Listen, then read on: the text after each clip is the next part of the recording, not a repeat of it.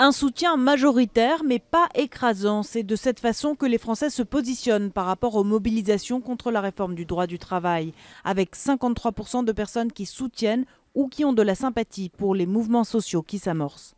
Un quart des personnes interrogées se dit indifférent, les autres 22% se disent opposés ou hostiles aux mobilisations. En prenant en compte la marge d'erreur, ce soutien est du même ordre que le soutien aux premières manifestations contre la loi El Khomri, un soutien qui avait faibli au fil des semaines. Dans le détail, les électeurs de Jean-Luc Mélenchon au premier tour de la présidentielle et ceux de Benoît Hamon affichent l'appui le plus net aux mouvements sociaux, autour de 80%. Les électeurs de François Fillon et Emmanuel Macron sont les plus opposés ou hostiles.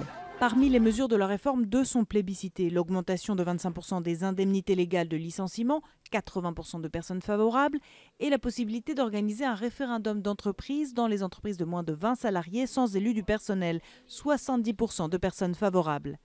A l'inverse, la mesure la plus décriée est le plafonnement des indemnités prud'homales en cas de licenciement abusif, seulement 36% de soutien. Pour les personnes interrogées, c'est aux entreprises que bénéficiera la réforme du droit du travail. 82% estiment que ça leur donnera plus de liberté. Une forte proportion, 65%, plus des 2/3, jugent qu'elle est une menace pour les droits des salariés. Permettra-t-elle de créer des emplois? Ils ne sont que 36% à le penser.